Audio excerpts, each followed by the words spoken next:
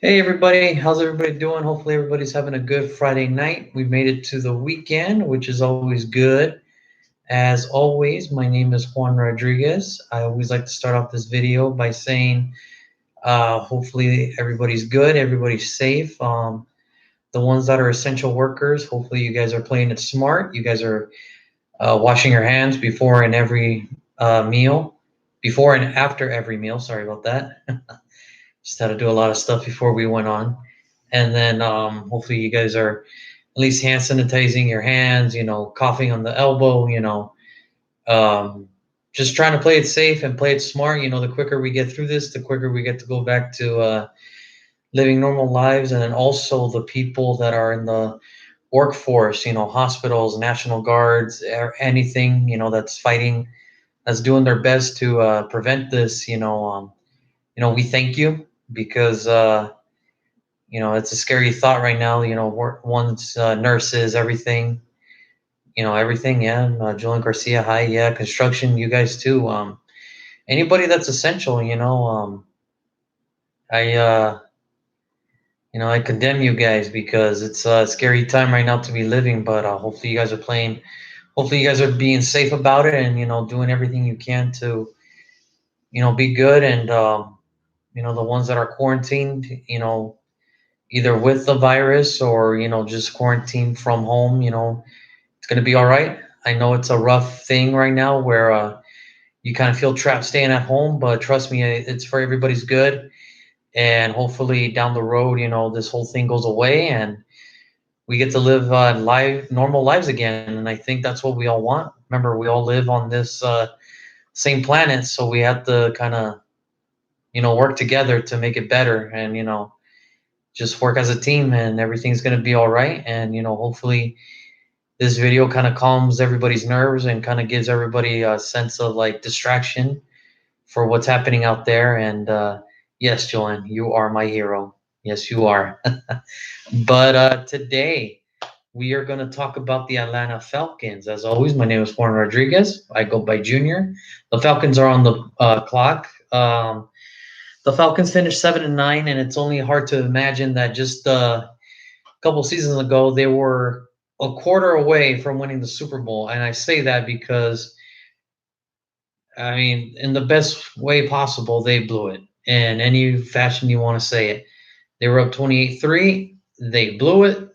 They lost in overtime to the Patriots, and now here they are at 7-9 after just, ever since that Super Bowl loss, they really never recovered in a sense. Everybody just kind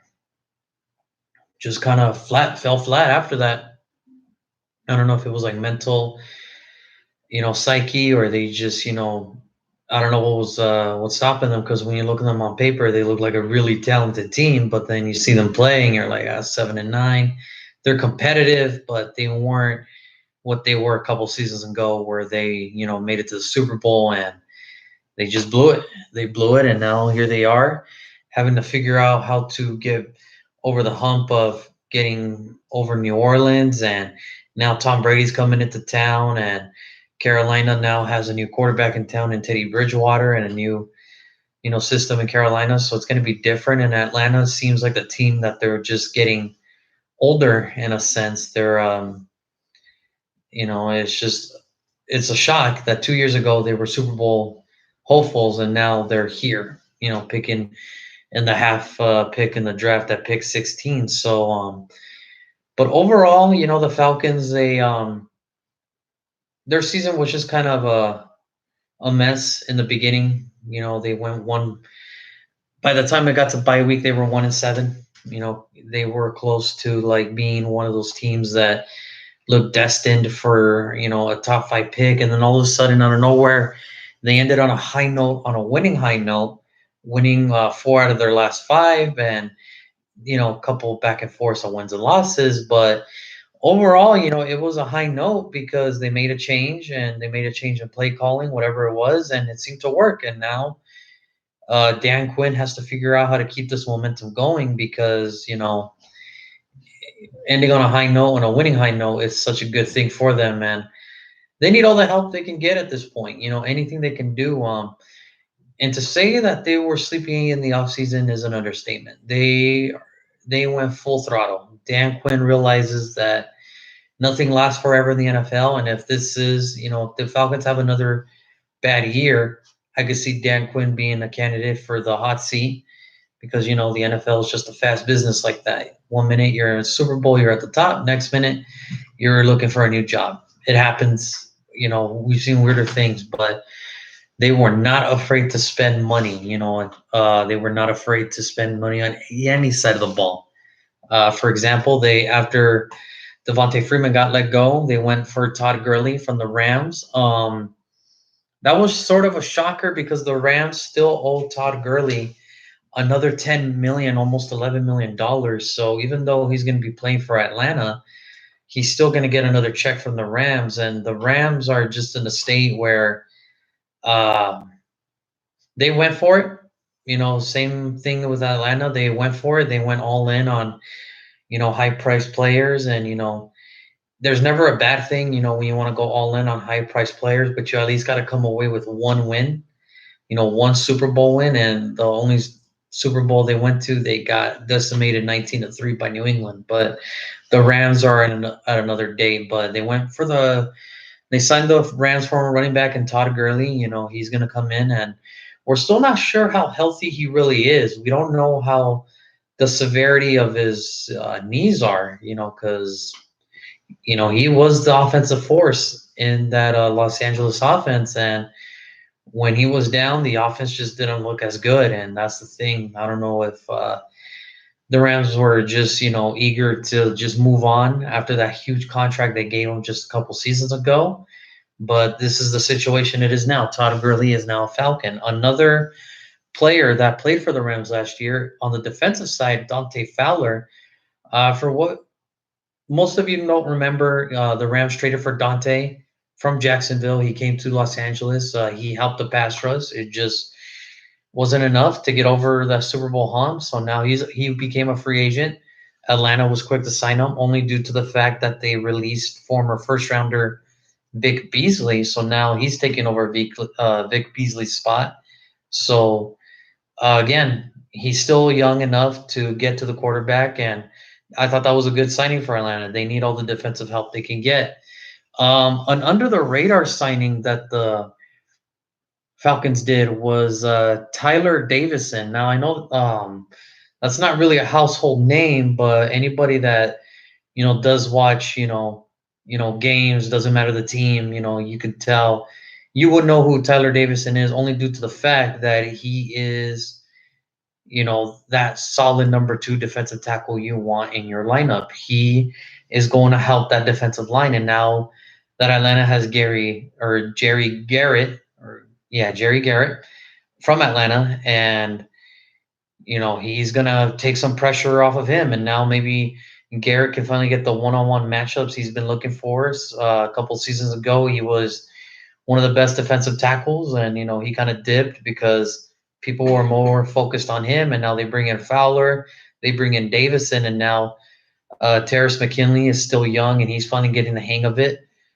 That defensive line looks solid now. It looks like a solid defensive line, and they're going to need that because that division is full of quarterbacks. Drew Brees, Teddy Bridgewater, and now Tom Brady entering the threshold of the NFC South. They need to get to the quarterback. That's the key to winning the NFC South. You got to get to the quarterback in order to have a chance to win the division. So I think that was a good signing. They re-signed a couple of their guys, Keith Smith, the fullback, Sherrod Niesman, the safety, Bleedy Ray Wilson, the corner, the slot corner, one of the famous slot corners out there. That's his, main thing. I think this is the third team, and any team that needs a slot corner, if he's available, he's the one they go to because he's, just a good journeyman corner at that's a slot position, which is nothing bad. It's just, at least you always have a job as long as you can keep it up. But another thing that's interesting about the Vikings, the Falcons, is when you look at the offensive unit that's going to come out in 2020, every position that they come out with is going to be filled with first rounders. from quarterback to the right tackle to everything. Everything's a first rounder. Matt Ryan, first rounder. Um, Todd Gurley, first rounder. Their offensive line, everybody was a first rounder from Jake Matthews to Caleb McGray, all first rounders. Alex Mack is in there. Julio Jones, Calvin Ridley, and now they traded for Hayden Hurst from Baltimore. He was a former first rounder, and it's just everybody looking at Atlanta now, nothing but first rounders. So there has to be something there. And to make it more interesting, they actually signed in Laquan Treadwell, a former first rounder, who's actually going to come in as the number 2 to back up Julio. But that's going to be okay because Calvin really is now going to be in the slot, and that's going to open up everything now. And with Todd Gurley, again, if he can get some yards, it's going to open up the field, and Atlanta should have a great offensive arsenal. And then on the defensive side, Deion Jones is coming back. They had to let go of Trufant, which was kind of a shocker, but I think it was just only right. He just wasn't living up to that contract anymore. So they have Isaiah Oliver, a rookie last year, but maybe he can come in and step up. And then the safety positions are set. The Atlanta team, they're really like I said, on paper, like for the last few years, they look like they can do damage in the NFL, but it just seems like it never works. But hopefully, last year was like a glimmer of hope to where they can, maybe build some momentum, especially at the end of the year where they won 4 out of their 5. And maybe that can just be like a hope for Atlanta fans everywhere to be like, okay, we're finally heading in the right direction. Maybe this is kind of be it. Maybe this is the last hoorah for everybody on that roster, and they feel the pressure too because another bad year. I'm sure Arthur Blank is not going to be afraid to cut loose and just get some new guys, and it happens. That's how quick it happens in the NFL. One minute you have a job, next minute you don't. So, another signing that they also did, Leroy Reynolds, he's a re-sign, and then the cool thing is, not a lot of people did watch it because it's just not a good competition right now. But if you were a fan of the XFL, 2 XFL players just got signed by the Falcons, and Curry Lee, the tight end, and Edmund Robinson, one of the Houston Roughnecks, and the other the Seattle Vipers. It's cool. I like it. It's good for it's good for XFL players to get a show what they got at the XFL, and if they do good enough, they do deserve a shot to compete in training camp for a roster spot in the NFL. And I think that's I think down the road, bringing this up, I think down the road the XFL will probably be a developmental league for the NFL. I think it's going to take a minute, but it's only going to take 1 year where a player, just says, "Nah, I'm going to just join the XFL and do it there," and maybe all hell will break loose. Something we can only hope for that. But the XFL really is down the road, I believe, going to be a developmental league for the NFL, where hey, maybe you didn't make the practice squad, but maybe give your talents to the XFL. We'll check you out there, and if you ball out there, we'll give you a shot somewhere else. And they actually pay just about the same. XFL salaries are just about the same as practice squad guys, but at least you get to play on game day. I mean, it's not the big stadiums, it's not the big fans, all the fans, sellout fans that are going to go, but at least the ones that do go to XFL games, the fans are just diehard football nerds and football fans that they love it. We're gonna get me and my lady, if hopefully everything goes well.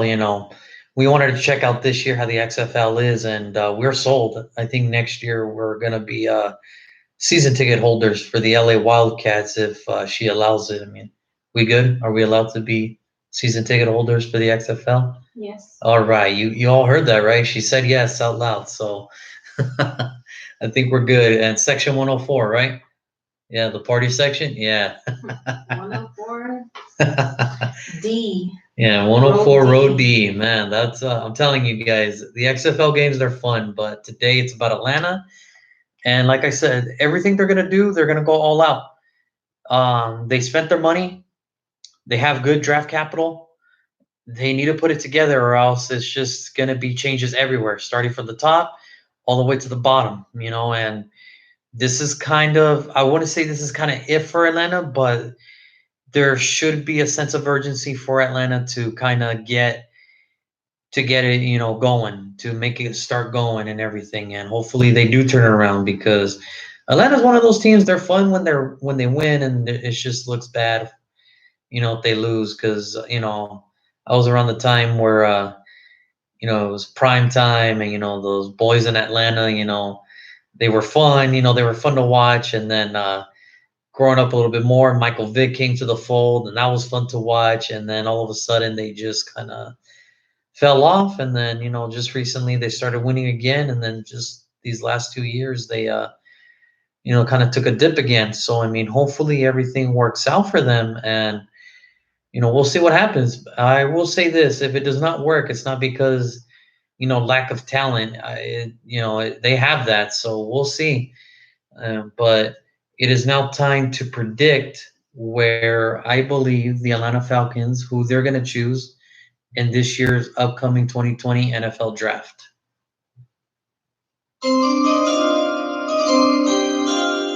Yeah, everybody loves that sound. Everybody. All right, here we go, guys. All right, Atlanta.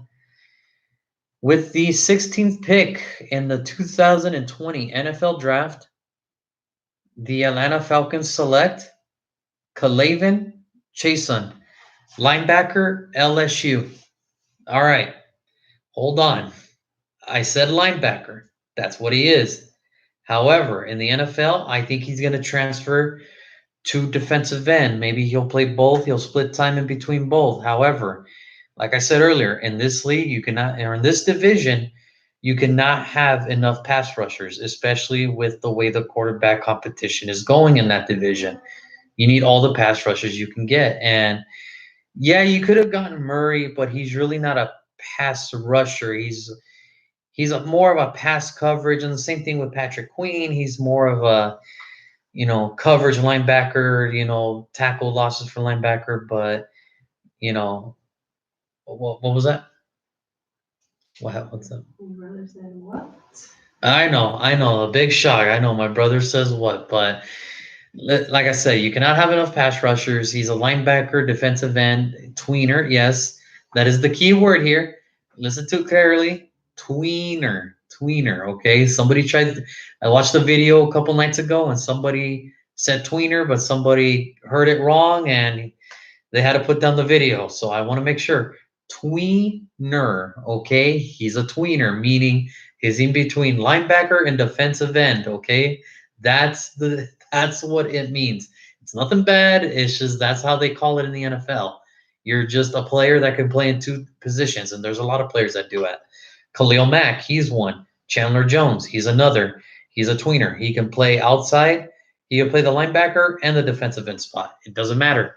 They're athletic enough to do that. So K'Lavon Chaisson is an interesting pick here. I know it's not the pick that probably Atlanta wants. I'm pretty sure I'll hear it from my buddy right after this video's over. You're going to have to give me more. But for now, K'Lavon Chaisson, the linebacker out of LSU, here's his intangibles. He's 6'4", 254 pounds, 32 and a quarter in arm length, 10 in hand size.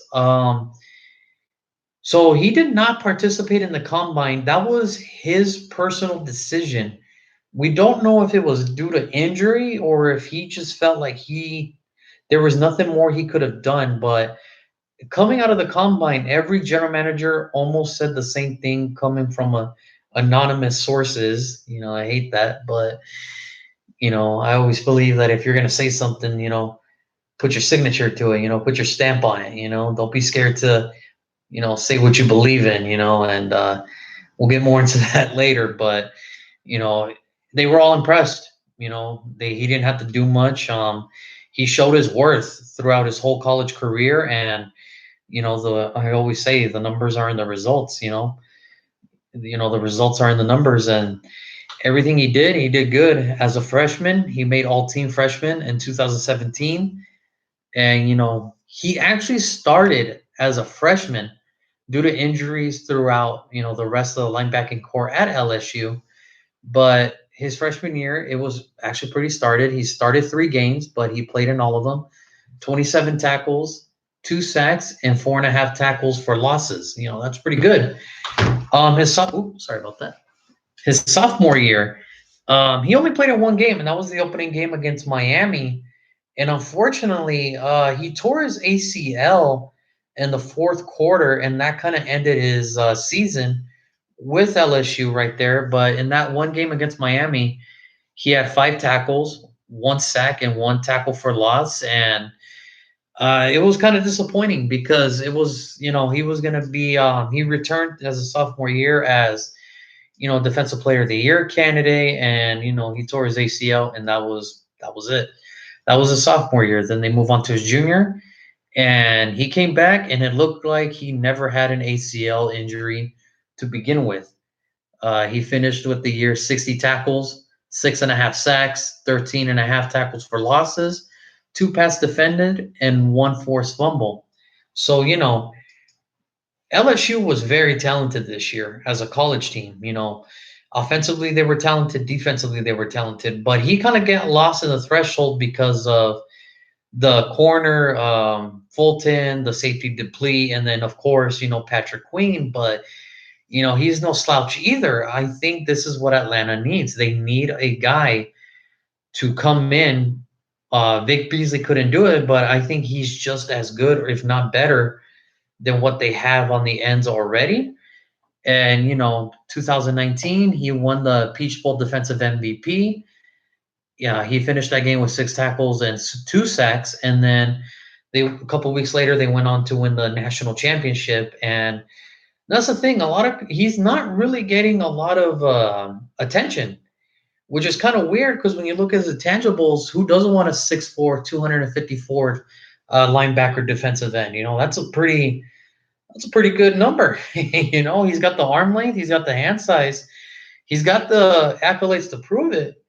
I just think because he got lost in the threshold and all the LSU talent that was there, his name was kind of on the bottom of the barrel. But I mean, for his junior year, 60 tackles, 6.5 sacks, that's pretty good. And 13.5 of them were tackles for losses. I thought for sure he was going to return for his senior year, but I think after that whole ACL injury and him having a good year and finishing off with the national championship, he probably believed that his number or his name his stock couldn't get any hotter and it couldn't get any better. He decided to forego his senior year, and this is where we're at now. Everything he's done, he has high IQ. He has everything you're looking for in a linebacker, defensive end player. And I wouldn't even be shocked to see it maybe a few years, 4 years down the road, he becomes a defensive captain for Atlanta. I mean, he's just got it. I think he's just one of those guys who doesn't get a lot of praise. And there's always one guy who doesn't get praise in every draft. And this year, I believe it's him. I believe he's one of those guys that should have probably been top 10. I think any other year, if he came out with these stats, I think he would have been top 10. But because of the talent everywhere else this year, he kind of dips a little bit. But to land in Atlanta, I think that'll be a great position because Dan Quinn is a former defensive coordinator coach and a former linebacker coach. And I think he's going to help him out tremendously. So, all my friends, who are Falcons fans, I know you're going to probably text me, call me, message me after this video. Just look him up. Just look him up and you'll see what I'm talking about. With all that talent that was there, he's a good player and I believe in him. And I'm willing to say that that's probably going to be probably one of the better defensive players in this year's draft. So, I mean, with that being said, that is it for tonight's video. But in just a few minutes, we're going to do another video. Same thing, YouTube Live and Facebook Live. And what we're going to do is a recap of the first 16 picks because we're halfway done. If you can imagine, we're finally halfway done. And, after that, we're just going to review all the picks that were chosen and who picked who. And then I'm going to give you guys my final all 22, best available, filling out every position and who I believe is the best available 11 on offense and 11 on defense. And, we'll go from there. So hang tight. We'll be back in a few minutes. We're going to just set up something else here and we should be good to go. But today for Atlanta, the linebacker Chasen out of LSU is my pick. And tomorrow, I believe it is Dallas. I believe it's Dallas. Let me see here. I had the paper and let me see. Yep, just exactly as I thought. Tomorrow is Dallas. So Cowboy fans, get ready because oh man, if there's one thing I know, my brother is probably not going to join us tomorrow because he doesn't really give a damn what happens to the Cowboys. He's kind of like the Stephen A. Smith of my life.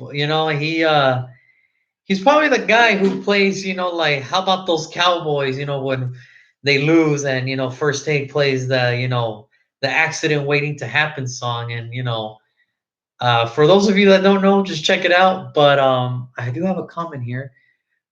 Are you sure not Kenneth Murray? No, bro, because the thing is, Kenneth Murray is more of a coverage sideline to sideline. Maybe down the road he'll develop into a pass rusher, but I think in order to be a pass rusher, you kind of have to have that. And Kenneth Murray can be that, but I see him more as a run stuffer and a coverage linebacker, which is not bad. It's just sacks. I don't think they'll be there. I could be wrong. I mean, we can only know what happens when they get to the next level, but I'm just basing it as what I saw and what his stats say. And another comment by him, not a Cowboy hater with a little smirk face. Oh, really?